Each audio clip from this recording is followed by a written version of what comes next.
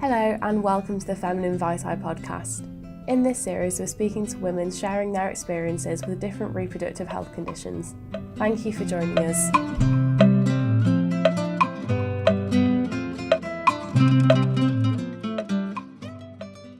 Okay, this is the second interview for Feminine Vitae magazine by Rebecca Bairstow on the 6th of December. We're in the NatWest Accelerator building. Okay, so first of all, if you could just tell us a bit about yourself, name, age, occupation, so we can get to know you a bit better. I'm Keisha. I'm 26. I'm a project management analyst at Empower. I work full time.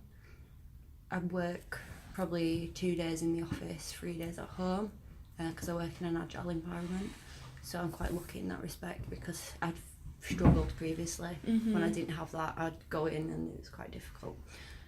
And then in my spare time, I run the support group for endometriosis. Okay, so have you been diagnosed with endometriosis, and if yes, how were you diagnosed? So I got diagnosed about 10 years ago, but when I was first diagnosed, it was more like, we think you've got endometriosis. So I got diagnosed with polycystic ovaries syndrome first. Because I was having heavy periods from 11. When I first started my periods, they were really bad, to the point where I was playing a football match. I'd literally just put a tampon and a pad on before I'd left for football, and by the time I'd got on the pitch, within less than an hour, I'd leaked straight through my shorts in the middle of in front of everybody. I'd leaked through at school as well, so I'd had really bad issues, a lot of pain. I was off school, nobody got why. And my dad kept taking me back to the doctors and kept going back for years. I got to about 18. That's when they were like, there's something not right. And then did the ultrasound and could see cysts and did some blood tests, because they have to do blood tests for polycystic ovaries just to confirm it. And then they said, we think you've got endo. And then I kept going back, and then they put me in for a surgery because I had a polyp in my womb. So they took that out, and then I was still having problems after that, so I kept going back again. And then they finally sent me for a laparoscopy surgery to diagnose endometriosis, and when I was about 21, they finally diagnosed me.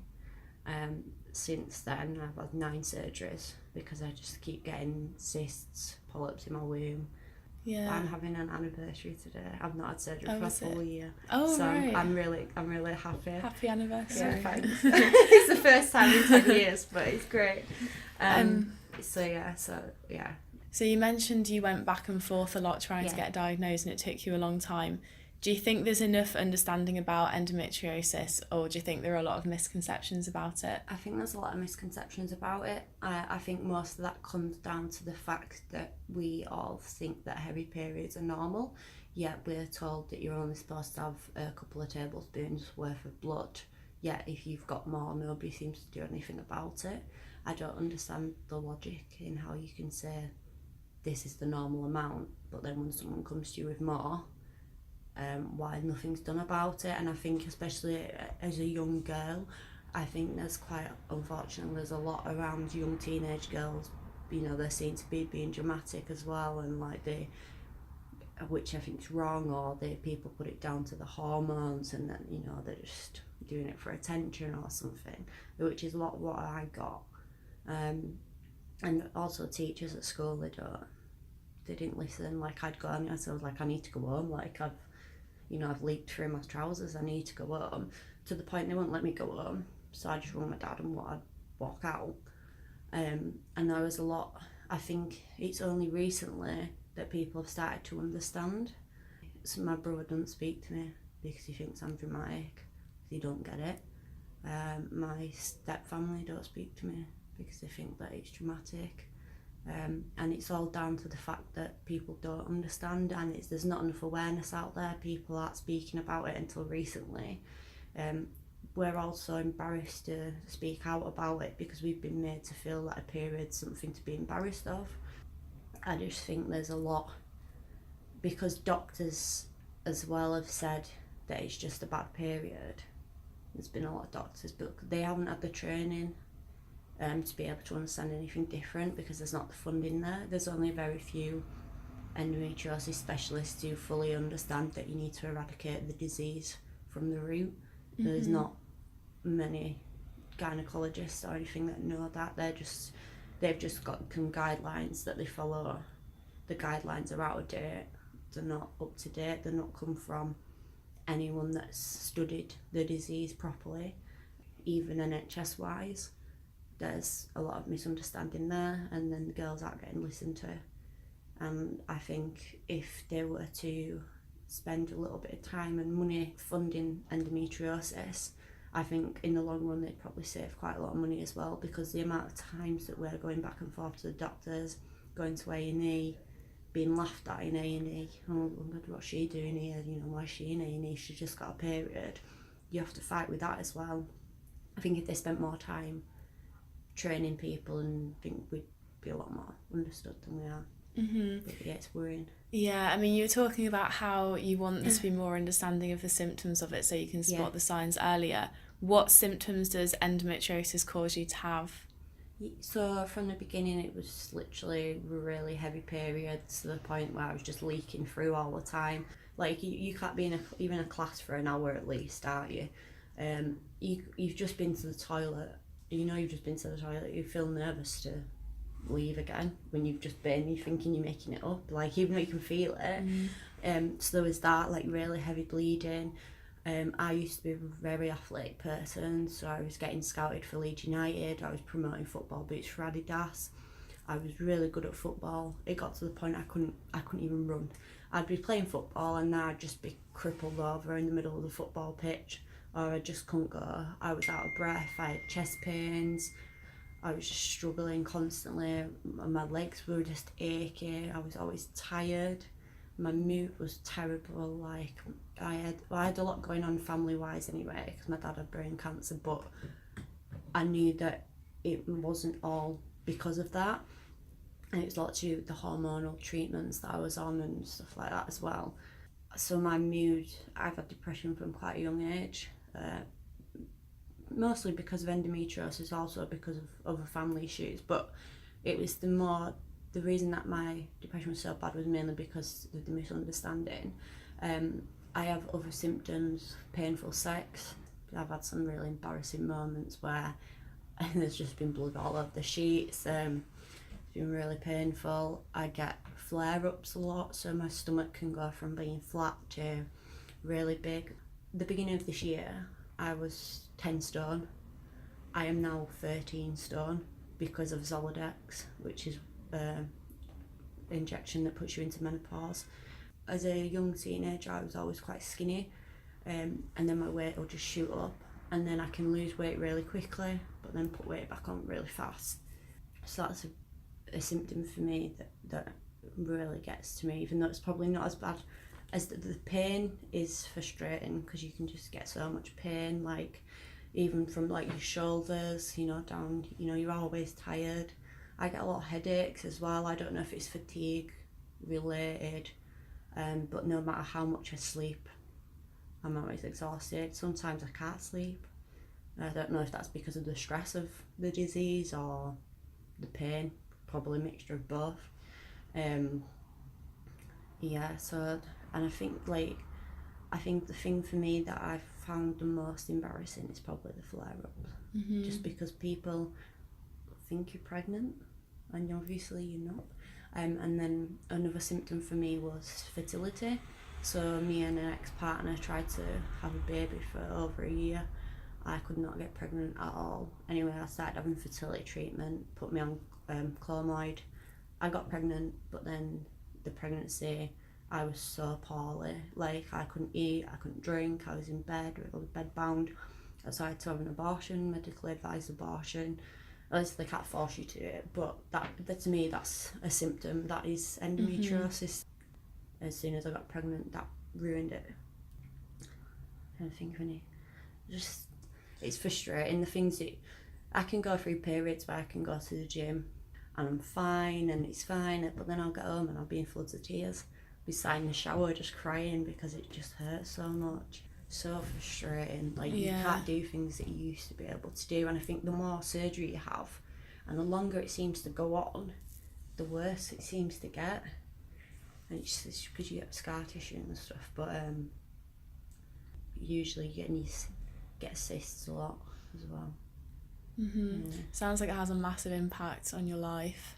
Oh yeah, massively. Yeah. Like I don't know how I'll work full time. I really don't. Mm-hmm. But you got no choice sometimes. Like, unfortunately, because my dad passed away, I never had a relationship with my mum really. Like, I know my mum, like I see her some now and again, but she didn't bring me up. My stepmom did, but my stepmom doesn't understand endometriosis. She won't speak to me because of my mental health. So I'm literally no choice but to just power through, work full time, because if I didn't, I'd be homeless. So like, what can you do?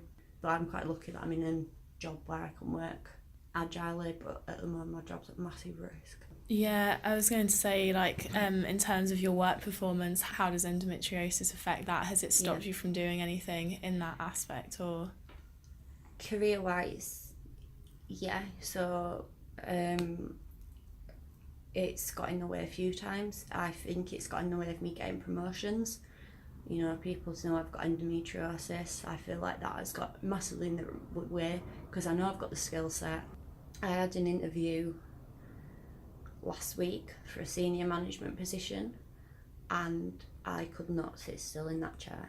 I was like this, just like moving around, and my nerves got that much because I was in so much pain that ruined that opportunity for me, because I was quite lucky to even get that opportunity for an interview at my age for a senior management position in such a big company.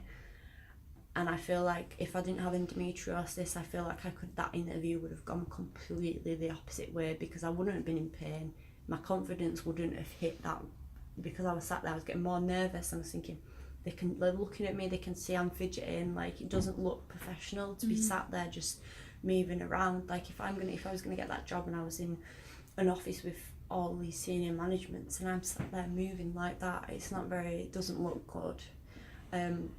Memory wise, like, since I had Zoladex, my memory has been atrocious. Like, my memory used to be so good, I remember everything.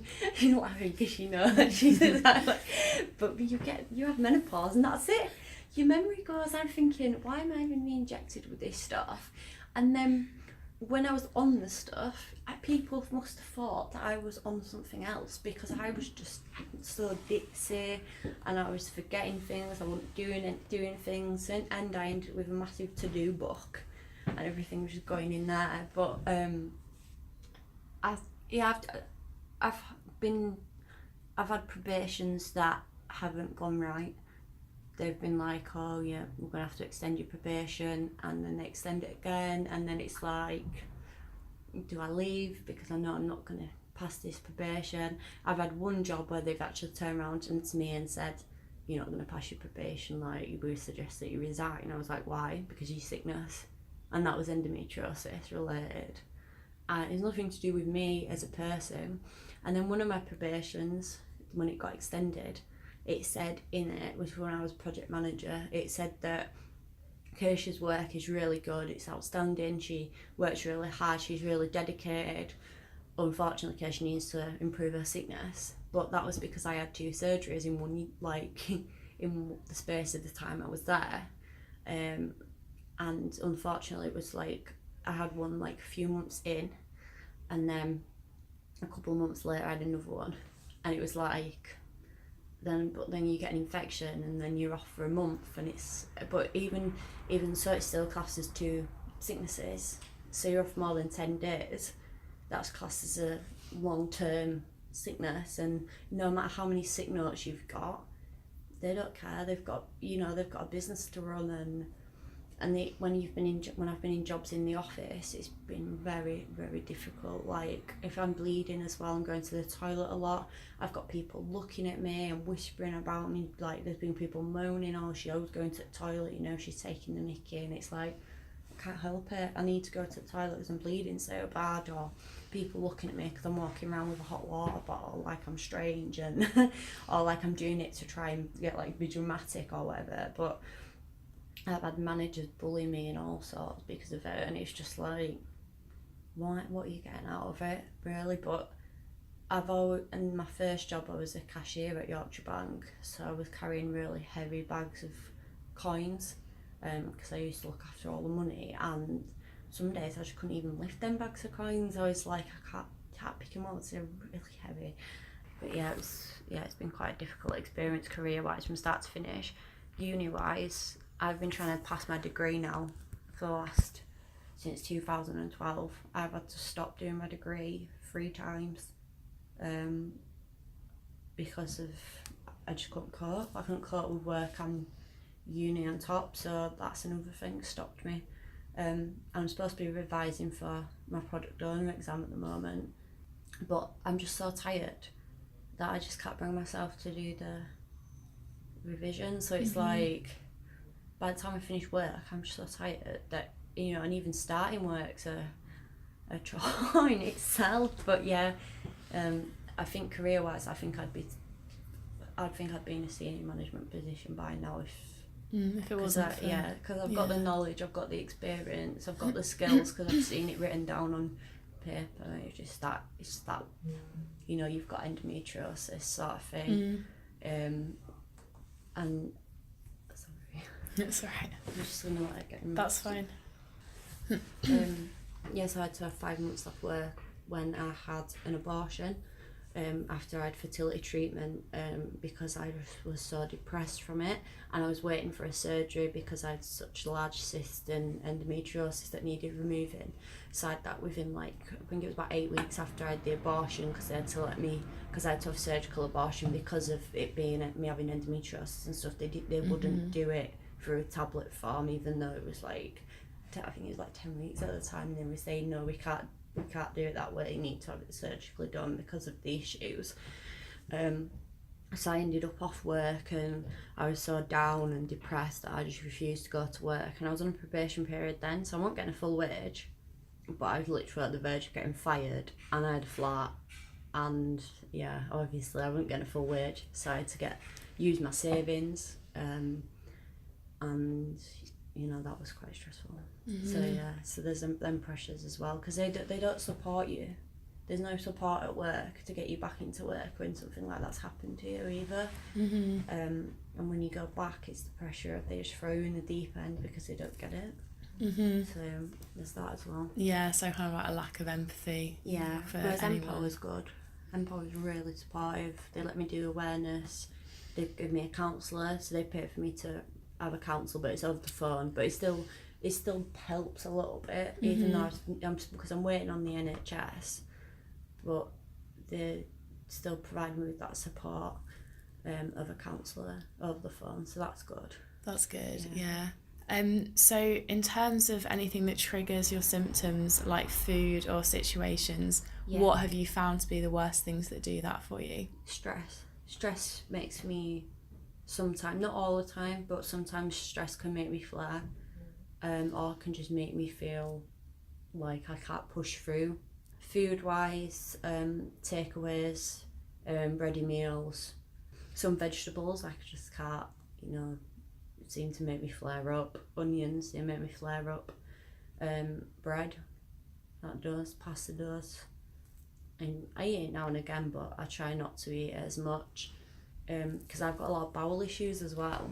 So they think that I might have IBS, but they're not 100% sure.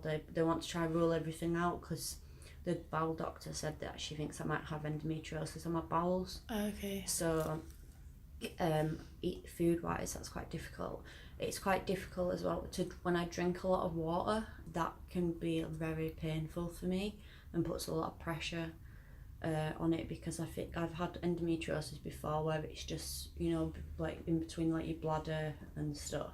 And I think trying to eat as healthy as you can, and avoiding carbs mainly as well, because carbs are something that really impact me. Chocolate, it's just me and chocolate don't get on. I drink a lot of herbal teas, so I drink a lot of ginger tea. I drink peppermint. I have peppermint capsules because peppermint capsules really help my bowels. I drink as much water as I can, even though it hurts. It helps me control my fatigue. Another thing for me is a lot of vegetables, even though they broccoli flares me up. I try and eat a lot of kale, because they're quite rich in iron as well. So stuff like, vegetables with a lot of iron in. I take multivitamin tablets every day, omega-3. Fish oil is really good for endometriosis. I don't eat like fish, but if you can eat a lot of fish, salmon, that sort of thing, really rich. But if you don't, omega-3 is the way to go. I eat a lot of fruit as well. Fruit helps me massively. I eat a lot of oranges because they've got a lot of vitamin C. Because we've got a low immune system, it's important to maintain that. If I'm at work, I wear heat patches, hot water bottle. I have a massaging thing at home, so I can massage my back and stuff, which helps. TENS machine is literally with me most of the time. What is that? A TENS machine sets out like electronic. Oh right, okay. Things, so that helps me manage my symptoms. Talking to people is a massive thing because it impacts your mental health. Being honest about it, don't be ashamed of them talking about it, is another way to control it. And trying to get the full 8 hours sleep is a massive thing because sleep's so important, and if you need to rest, just rest. So you said that talking to people helps you a lot. So where'd you get support from, either online or in person? So for me, it's more difficult because I'm supporting quite a lot of people. But same with Amy as well. She's got a lot of pressure all the time as well to speak to people. So I speak to mainly other founders, admin within the team. I've got a lot of friends with endo now as well, so I just pick up the phone and ring them. My grandma and granddad are very supportive. I also use Samaritan's Mind crisis team because I've tried to kill myself a lot of times now. Or I have really bad breakdowns. A massive thing for me is writing it down. So I've got a notebook and I will literally write it down in the book and I will rip it up and throw it in the bin because to me that's got it out and now I'm just going to move on from that sort of thing. So that's a big one. Yeah, kind of cathartic in a way. Yeah. So is there any advice you'd give to other people with endometriosis on how they can cope and how they can live with their symptoms? Yeah, eat as healthily as you can. Drink as much fluids, water as you can. Try and exercise, even if it's light exercise. Meditation is really good, so I do a lot of yoga, even just sitting in my flat. I go on YouTube and there's yoga on there. You just follow it, it's great. Reading a book, that is great. It takes you into another world, so you're just forgetting about it. Writing everything how you feel down is great. Like I say, I write it down, get it all off my chest, and then I rip it up and throw it in the bin and move on. Go for a walk, even if it's a slow walk. If you're feeling a bit moody, power walk helps. Or just reaching out to, so I reach out to a lot of endometriosis girls, and sometimes if we're having a bad day, we'll just go, what are you doing? If they live nearby, we go for coffee, we have a chat. It's done, it's out your system, you move on from it. And it's try and educate your family and your friends as much as you can. Just send them documents. If they don't want to read them, they don't want to read them, but it's there. There, you've done all you can. Open and honest about it as you can. Tell your employer, educate your employer if you're at work. If you're at school, tell your teacher, educate your teacher. That's the only way it's going to change. Education's a big thing. I really like how you said that you, like, if you're having a bad day, you just ring each other or like sort of arrange to hang out or something. I think that's really nice. Yeah, but literally, if we're just having a bad day, we literally just go and meet each other in Leeds or whatever, and or go to each other's house, or if we're not far away from each other, or even like we do. Amy does like live now, so she go live on Facebook, and it's great because like she gets how she feels off her chest, and then someone else will join in, so me or Abby or whoever wants to join in, so we take it in turns to switch between talking on there, and people ask questions, and it really helps people. We're on about setting up like Skype calls or like Zoom, so that we can all have like big conference calls and we can all talk and see each other face to face, and we think that'll massively help. We're going to do some podcasts as well, But yeah, it's been, Yeah, that sounds great. Yeah. Is there any last things you want to say about endometriosis in general that you want people to know? Just not be embarrassed or ashamed to have it, like, and that you like to switch it around and actually realise that you are actually a very incredible person to be dealing with that on a everyday, and that you're a strong person to fight through. And don't make anyone make you feel like you're strange, because you're not. Like, there's 1 in 10 of us that have got it, and you know, we're all in it together. You're not alone with it. Don't sit there for years. So I sat there for years just dealing with it on my own. Don't do that. Go away, go on Facebook. We've got so many different platforms now. You don't need to be alone. You know, go out and reach for that support. Yeah, well, thank you for your contribution, and thanks for giving us so much to work with. No, it's fine. It's really good. Thank you. Thank you for listening to this podcast by Feminine Vitae. If you'd like to find out more about the different conditions we've covered and learn more about how to improve menstrual and reproductive wellbeing, please visit our website, femininevitae.co.uk.